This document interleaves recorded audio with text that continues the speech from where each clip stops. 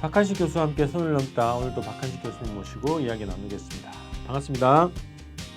안녕하세요. 오늘 주제는 교수님께서 오랫동안 구상해 오시고 있고요. 또 최근에 많은 해외 동포들이 호응이 굉장합니다. 이 통일대학 문제에 대해서 통일평화대학 설립 문제에 대한 이야기를 나누어 보겠습니다. 두 번에 나눠서 얘기할 텐데요. 오늘 첫 번째 시간입니다. 남과 북이 함께 통일 한반도를 이끌어갈 인재를 마련하고 또 세계 인류사에 기여할 목적으로 대학을 건설하자는 취지로 저는 이해했고요. 교수님께서 구상하고 무르익히고 계신데 통일평화대학입니다. 정식 명칭이 통일평화대학 창립 문제에 대한 이야기입니다. 우선 설립 목적, 역할, 그리고 설립 구상은 어떻게 시작됐는지 말씀 좀 부탁드리겠습니다. 우리 평화적인 통일을 위해서는 설계가 있어야 됩니다. 얼마나 어렵겠습니까? 지금 우리가 이혼하고 나서 재혼할 수 있는 그런 분위기가 전혀 안 되어 있습니다. 이러한 상황을 우리가 어떻게 하든지 평화적인 통일을 하기 위해서는 그 설계도가 있어야 되는데 설계도를 누가 만들어야 되는가? 학교에서 만들어야 됩니다. 그랬어요. 미국도 하버드 대학교도 미국이 민주주의로 가는데 기독교적인 지도층을 배양하기 위해서 인재를 양성하기 위해서 만든 것이 그 교육기관입니다. 그런 의미에서 우리도 교육기관에서 이 어려운 통일의 과제, 이 통일의 과제가 이제 우리나라뿐만 아니라 전 세계에서 어떤 좋은 설계도가 필요하다.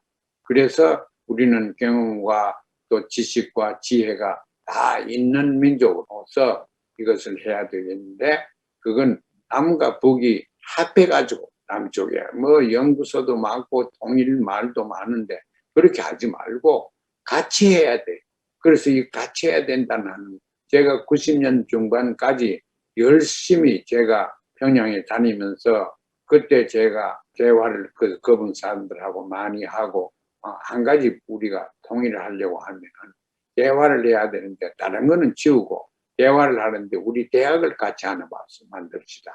그래가지고 이 얘기하면 얼마나 부드럽겠느냐. 우리는 교육을 중요하게 생각하니까. 그래 이 얘기를 많이 했습니다. 그분들하고는.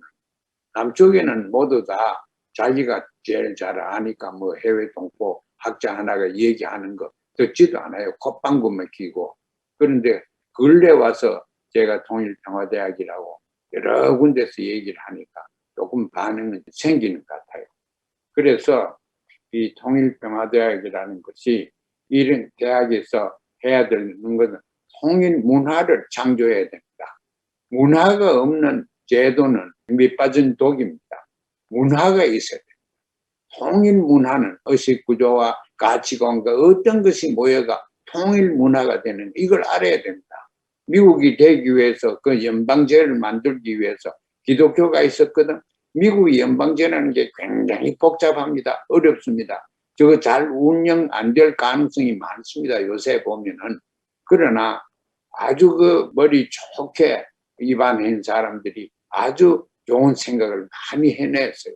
그래서 오늘까지 미국이 이런 위치를 유지하게 됐는데 앞으로는 어떻게 될지 모르겠지만은 우리도 대한민국과 조선과 합해가지고 우리가 가지고 있는 경험과 또 동질성을 보면은 우리가 얼마든지 대학을 만들고 그 대학의 기반을 둬서 통일정부를 구상해야 됩니다. 설계해야 됩니다. 그 통일을 위해서는 대학 만드는 것이 그 첫 단추다. 저는 그렇게 생각합니다. 북측의 관부들이라고 하나요? 예. 당국자 분들하고도 소통을 많이 하셨다는 건가요? 학자들도 얘기를 했고 또 아시아 태평양 평화위원회 하는 학자들 또 얘기를 많이 했고 주체과학원 하는 학자들도 저는 이게 통일평화대학을 생각한 지는 수십 년 됩니다. 제가 순수하게 학자로 미국에서 살면서 조국을 위해서 할 일이 통일의 설계를 생각하는 거다. 그래서 이 통일평화대학을 생각하는 것도 수십 년 됐습니다. 그래서 구체적인 안건이 있고 그것을 문서화시켜가지고 북에도 전해드렸고 남에도 전해드렸습니다. 그런데 이 정부가 통일하지 않으면 통일 안 됩니다. 그래서 정부가 해야 되는데 정부가 통일하기 때문에 마침 두 정상 사이에 여러 번이나 이 통일 원칙을 통일은 우리 민족끼리 한다. 그 다음에 체제와 이념이 다름에도 불구하고 다르기 때문에 우리는 연방제를 해야 된다. 두 정부를 잠정적으로 인정하는 그렇게 다 합의되어 있습니다. 그런데 구체적으로 어떻게 할까? 어떻게 이래 한 발자국 나갈까? 이게 없습니다. 그래서 제가 한 사람의 학자로서 제가 그걸 만들어 보았습니다. 유사한 경험이 있나요? 제가 기억하기로는 6.15선언 발표 이후에 그 남쪽에 한양대 교수님 같은데 김성중합대학, 김적공업대학 뭐 이런 데 가가지고 강의를 하셨던 걸로 알고 있거든요. 보도에도 그렇게 네. 지금 많은 분들이 그걸 기억을 못 하실 것 같은데 이런 거 말고 하여튼 경험이 어떻게 있습니까? 아니, 지금 그 두 교수는 젊은 교수들인데 보니까 완전히 컴퓨터 하는 사람들입니다. 그래서 북에도 김책대학, 김종합대학, 김일성종합대학 두 군데서 한 120명 학생들을 모아가지고 그래서 그 한 두 달 동안 컴퓨터에 대해서 가르치는 것 같아요. 컴퓨터 많이 발전되어 있지만 또 더 배우고 또 우리 대한민국에서 어떻게 하는가 그것도 알고 싶고 그래서 했는 건데 이게 통일하고는 관계가 남북 교류라는 의미에서 보면 잘못 본 겁니다. 교류를 의미하는 게 아닙니다. 개성에 설립하자는 말씀이신 거죠? 취지는 뭡니까? 개성이라고 하는 그 장소의 취지는 뭔가요? 뭐 그게 지리적으로 중간에 있고 그 다음에 개성이라는 도시는 고려의 도읍이었습니다. 송악이라고 할 때부터 개성이 돼가지고 고려의 도읍이지요. 고려라는 거는 통일된 국가 아닙니까? 그뿐만 아니고 고려 때 고려 초기쯤 될 거예요.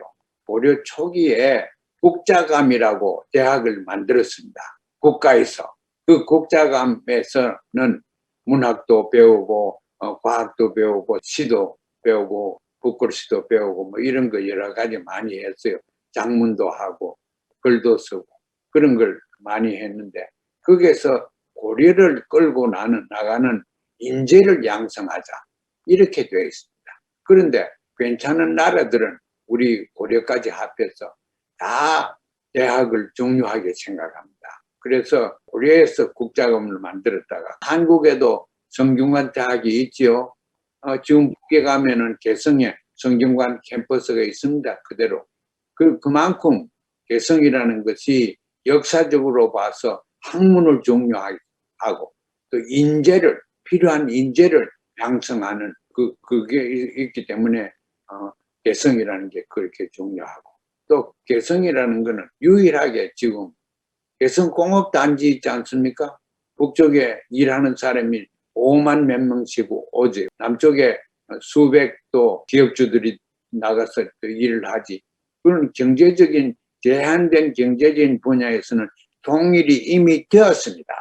그 북에서 온 사람들은 북의 경제 체제를 그대로 해서 여기 참여를 하고 남은 국제 시장을 그대로 가지고 들어가서 합니다. 이게 통일이 가능하다 하는 것을 경험적으로 보여주는 것이 지금 우리가 닦여 있어서 불행하지만 그것을 경험했기 때문에 개성이라는 게 그렇게 중요합니다. 제가 초반에 이제 통일평화대학이 통일 한반도를 이끌어갈 인재를 마련한다 이제 이렇게 제가 이제 규정을 했었는데 구체적으로 어떤 인재를 양성하겠다 하자 이런 목표를 갖고 계십니까? 인재 중에 평화 만드는 인재, 통일 만드는데 통일에 일할 수 있는 인재 이게 필요합니다. 우리가 원하는 통일은 군사적으로 정복한 통일이 아닙니다. 그 이질과 이질을 서로 존중하면서 제가 항상 얘기하는 변정법적인 통일론에 의해서 통일된 곳입니다.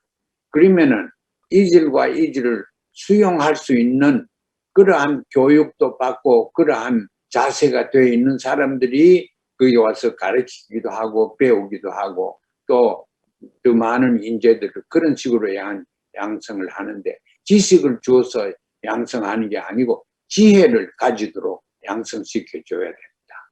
그러면은 얼마든지 제가 교과까지 다 이렇게 생각해 놨습니다. 여기 출신들이 이 대학 졸업생들이 연방 정부에서 일하게 되는 건가요, 그러면? 이 학교가 거기에 연방 정부의 말하자면은 밑거름을 지식과 지혜와 정책 이런 거를 만들어준, 그러니까 이 대학에서 연방 정부의 헌법 초안을 만들어야 됩니다. 결심대로 빨리 이걸 남쪽 몇 분, 북쪽 몇 분, 20명이나 25명이나 이렇게 모여가지고 해외에서 한 10명쯤 모이고 이래서 범민족적인 추진위원회를 만들어야 됩니다. 그건 아주 급합니다. 추진위원회를. 그래서 지금 제가 사랑방이라는 것대가 온 세계에서 우리 동포들 대화를 하고 하는데, 그 중에 이제 그 사랑방에 오는 사람들은 대부분 정신 상태가 평화를 좋아하는 정신 상태가 되어 있습니다. 정복은 군사 그런 게 아니고, 그러니까 아까 말씀드린 평화 문화, 통일 문화의 주역을 할 수 있는 이런 인재를 우리가 배양을 시켜야 된다고 봅니다. 약간 실무적인 얘기인데요. 입학 자격과 기준이 어떻게 될까요? 구상하신 게 있으신가요? 입학 자격은 지식이 자격이 아니고 자세가 중요합니다. 항공 교육을 받아가지고 벨기에 죽이자 이런 거는 입학해 놓으면 안 됩니다. 그 싸움만 하고 그렇지. 그것도 이론적으로 토론은 필요하고 또 논쟁도 필요하죠. 그러나 근본적으로 우리는 북은 안 된다. 북은 벨기에 안 된다. 그렇게 생각하는 사람은 입학 자격을 줄 수가 없습니다. 교수들도 마찬가지고 그런 식으로 우리가 개방해서 학생들과 교수들과 모집해야 되고, 또 과반수 우리 강의가 전부 다 요새는 온라인으로 하는 것도 좋다고 봅니다. 이제 대학 보통 그러면은 그 입학 시험을 치고 그 성적에 따라서 이제 그 합격 불합격이 나눠지고 또 등록금 내고 그 개성이니까 이제 기숙사 생활을 해야 될 것 같은데 하여튼 이런 것도 좀 구상을 해보셨어요? 네, 그러니까 통일 국가를 끌고 나가는데 국력을 좀 써야 됩니다.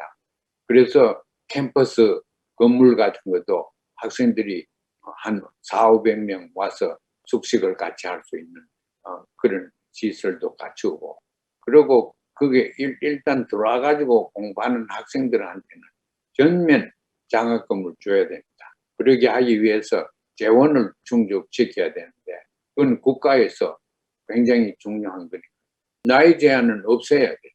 저는 나이 제한을 없애고 싶습니다. 교수진 구성을 그러니까 남쪽, 북쪽 해외 인사들, 해외 전문가들로 이제 구성을 한다 이렇게 보면 될까요? 80~90%는 그렇기 때문에 우리 민족입니다. 그러나 20~30%는 외국 사람도 좋습니다. 강의에 따라서 원어로 영어하는 교수는 영어로 강의하고 중국말밖에 못하는 교수는 중국말로 강의하고, 그런 식으로 중국말과 영어 이 두 외국어는 학교에서 권장을 시키고 여기 입학되면은 벌써 이 두 언어를 교육을 시켜야 된다고 봅니다. 세계적으로 평화학을 했는 사람들이 많지 않습니다. 그러나 평화학을 했는 저명한 학자들, 요한 갈퉁 노르웨이의 이런 분들이 지금 연세가 90이 넘었을 거예요. 그래서 좀 어려울 수도 있지만 그 자리에서 강의하시면 됩니다. 이런 식으로 줌 가지고 강의하면 됩니다. 그 세계에서 이렇다 할 학자들과 세계에서 이렇다 할 보통 사람도, 정치인 이런 사람도 와서 공부하게 해야 됩니다. 과거에 수상했던 사람들 와서 공부를 시켜야 됩니다. 그런 사람이 학생들로 오더라도 그런 사람들이 경험이 많기 때문에 또 여기 공헌할 게 많습니다. 그런 사람들을 하여금 자기 경험에 대해서 또 얘기도 시키고, 그 강의를 이거 뭐 주입시키로 이렇게 하는 게 아니고 주로 대화식으로 강의를 하도록, 강좌라는 것은 대화의 장으로 이렇게 보면 제일 좋을 것 같습니다. 그 개성이라는 곳이 제가 알기로는 그 개자가 열릴 개자라고 알고 있거든요. 그래서 열린 도시로 해서 세계 있는 그 여러 가지 그 각국의 상인들이 많이 모였던 곳이라고 하더라고요. 그런 그 지역의 특성하고 말씀하신 그 대학의 그 성격하고 좀 잘 맞을 것 같아요. 잘 보셨습니다. 개성이 이름이 옛날에는 송악이라고 그랬어요. 근데 개성으로 열린 도시, 열린 수도다. 그 얼마나 좋습니까? 열렸기 때문에 모든 생각 가진 사람 다 왜? 사회주의 사상 가진 공산주의 사상 가지고 있는 사람들, 자유민주주의 사상 가지고 있는 사람들, 강사로 다 우리가 써야 됩니다. 그 얘기를 제대로 들어보고 사회주의가 어떤, 지금 제가 볼 때는 인류가 필요한 것은 사회주의가 상당히 필요합니다. 좀 강하게 나와야 됩니다. 왜냐하면 중산층이 다 또 집 없고 배고파 헐는 사람, 어떻게 하면 그런 인권이 유린된 사람, 단체가 국가가 해줘야 됩니다. 그러니까 사회주의가 지금 필요할 때가 왔습니다.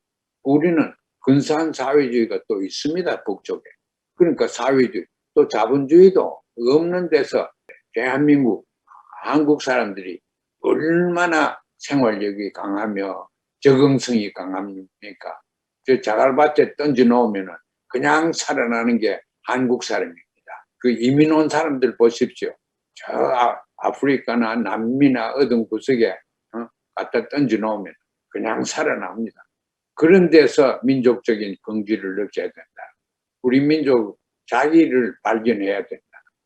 이 학교에서 굉장히 중요하게 생각하는 것은 남과 북이 해외에 있는 우리 민족의 동질성이 뭐냐, 이질성만 강조하다 보니까 점점 거리가 멀어집니다.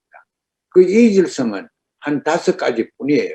그 이질성은 개인주의, 단체주의, 민족주의, 세계주의, 사회주의, 자본주의, 평등, 자유, 이런 식으로 해서 몇 가지 있습니다. 있지만은 이거는 전부 다 후천적으로 배운 거예요. 그런데 우리 민족의 동질성은 선천적으로 내재하는 관습입니다. 그거는 10가지 쉽게 돼요.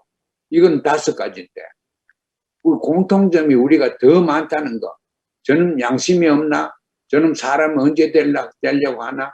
경험은 돈 주고도 못 산다. 뭐 이런 거, 이게 전부 다 우리 민족의 그겁니다. 한 맺힌다. 뭐 정이 있다. 뭐 이런 거, 민족의 을이 어떻고 혼이 어떻고 이런 건 전부 다 정의도 할 수 없는데, 그런 게 우리 민족한테는 저 뼈속에 들어가 있으면 우리 DNA 안에 있습니다. 이걸 찾아내서 통일의 새로운 이념을 만드는데 뒷받침을 해야 됩니다.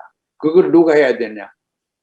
개성 통일대학교에서 해야 됩니다. 딱 정리가 되네요. 이 역할이 구체로 딱 정리가 됐고, 말씀하신 거 들으니까 약간 이제 먼 얘기긴 하지만 개성의 통일평화대학이 또 개성이라는 지역이 세계 사상 문화의 수도의 역할을 해야 되지 않겠냐.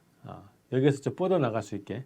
이 개성이라는 유일하게 조국의 6.25 전쟁 일어나기 전에는 남쪽 도시였어요. 그러다가 휴전선 다시 끄면서 북쪽으로 가져갔어요. 그러니까 자본주의와 사회주의를 공히 피부적으로 경험한 것이 개성입니다. 굉장히 중요해요. 교육적으로도 아까 말씀드린 깊이가 있고, 그래서 개성을 우리 수도로, 통일국가의 수도로 해야 되겠다 하는 거는 그 생각은 옛날부터 있었고, 거기 가서도 제가 거기 학자들 여러분들한테 제가 이런 얘기를 많이 했습니다. 요 통일대학 문제는 또 다음 방송에서 더 이어가는 걸로 하겠습니다. 그래서 다음 방송에서는 뭐 구체적인 학제, 뭐 운영 이런 거에 대해서 또 얘기 나누는 걸로 하겠습니다. 자, 통일평화대학 설립을 주제로 해서 첫 번째 방송 이렇게 해서 오늘 마치도록 하겠습니다. 고맙습니다. 네, 감사합니다.